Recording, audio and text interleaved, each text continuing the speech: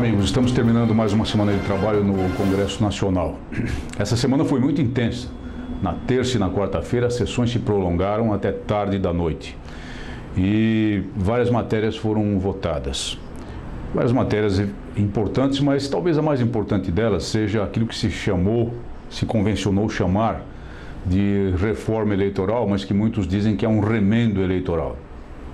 De fato, é um remendo que foi feito na Câmara, num rolo compressor, mais ou menos imposto pelas lideranças, como costuma acontecer em matérias que têm consenso, embora sejam debatidas no plenário. Foi ao Senado, foi reformado com 67 emendas, mas quando chegou ontem, ainda ontem, à Câmara, as lideranças não aprovaram a maioria dessas emendas, apenas aceitaram aquelas que se relacionavam a uma certa liberalização do uso da internet nas campanhas eleitorais. E de novo, num rolo compressor, a matéria chegou lá para as 8 da noite na casa e foi votada ainda na mesma noite. De afogadilho, não se pode utilizar outra expressão, correndo-se, em caso contrário, o risco de não ser sincero. Foi de afogadilho mesmo, foi por acordo de lideranças, foi rolo compressor das lideranças que nem sequer aceitaram discutir algumas emendas do Senado que eram importantes e interessantes e com as quais eu votei. Uma delas, por exemplo, tornava mais clara a regra da exigência de conduta ilibada por parte dos candidatos. Permitia que a interpretação da possibilidade de concorrer se relacionasse não apenas com os processos criminais transitados em julgados, mas por uma vida pregressa ilibada, uma vida pregressa sem mancha. Foi uma oportunidade perdida. E outra foi a oportunidade de tornar mais clara a situação dos militares empregados em serviço no dia de pleito eleitoral. E aqui eu me refiro aos militares das Forças Armadas e principalmente aos policiais militares e bombeiros militares empregados em serviço. Essa emenda, que foi solicitada pelo deputado Jair Bolsonaro e que nós não conseguimos aprovar por ocasião da votação na Câmara, estabelecia com clareza que os superiores, os comandantes, deveriam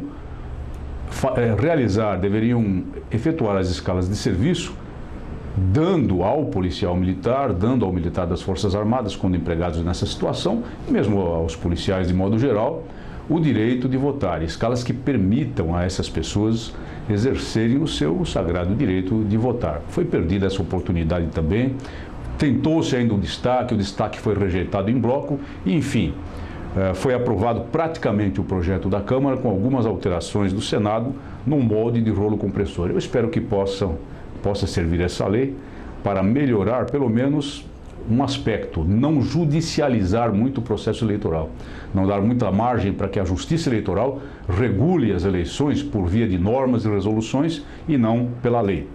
Sábado passado estive em Dracena, numa reunião importante de estruturação do meu partido, o Partido Trabalhista Cristão. E nessa ocasião comuniquei à comunidade que estou me empenhando e visitei para essa finalidade o ministro César Rocha, que é presidente do STJ, mas também é presidente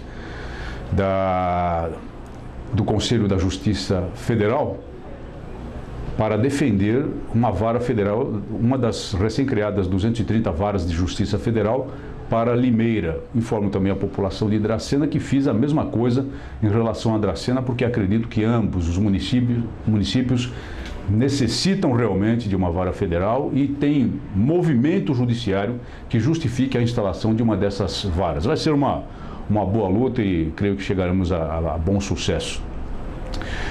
Na CPI da violência urbana eu tive de me manifestar com muita clareza porque eu percebi lá em alguns parlamentares uma certa inclinação a fazer um diagnóstico a priori, um diagnóstico sem fundamento científico e sem esperar as oitivas, sem esperar o depoimento das pessoas, sem esperar a análise documental, mostrando ou tentando mostrar que o problema da violência urbana no país é um problema policial. Ora, não me venham com essa. Nós sabemos perfeitamente que a polícia atua nos efeitos e não nas causas.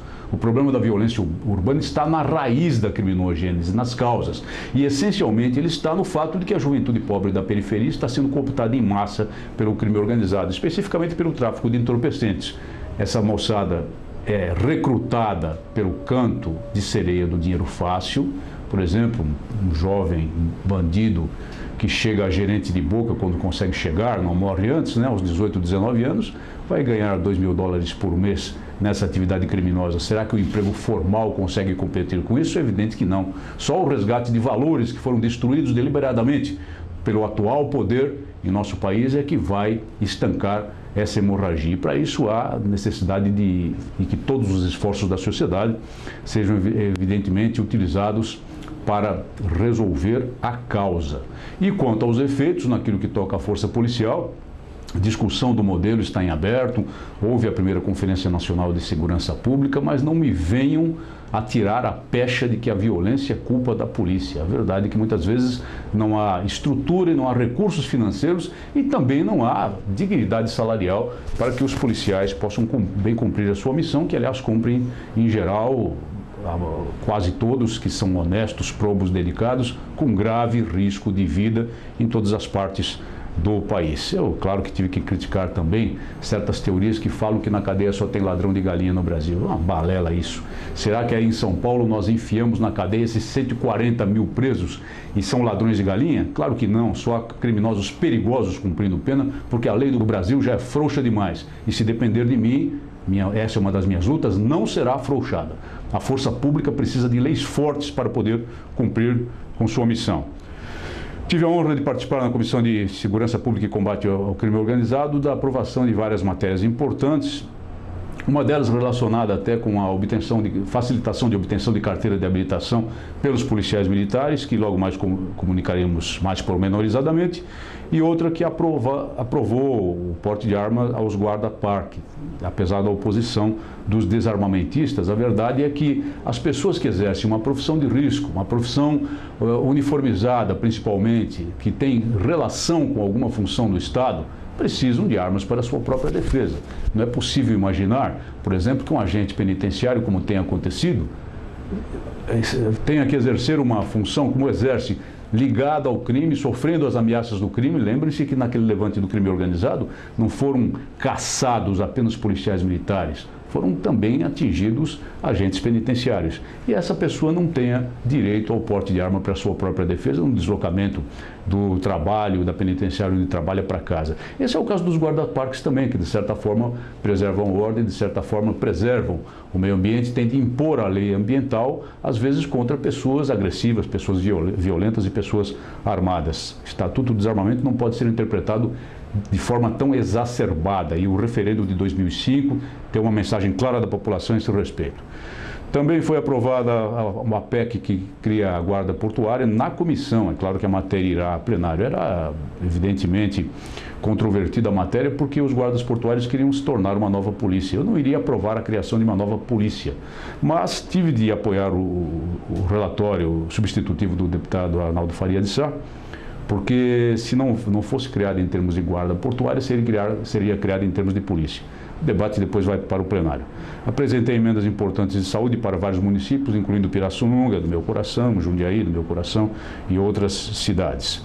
E a notícia mais importante é que a PEC 300 tem sua comissão em marcha. Foi formalizada na última reunião a minha eleição como primeiro vice-presidente, e agora começam os trabalhos.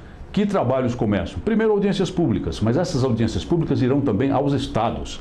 Então eu peço a vocês, amigos das entidades associativas, representativas e policiais militares aí em São Paulo, e agradeço pela presença da turma da ADEPOM que esteve conosco nessa sessão, que se mobilizem para conversarmos e já marcarmos a data de uma grande audiência pública, com a participação de muitos policiais militares aí na capital, para debatermos a PEC 300 e para fazermos pressão pela PEC 300, mas principalmente para levarmos a comunidade, a população a abraçar a nossa causa. Boa semana a todos.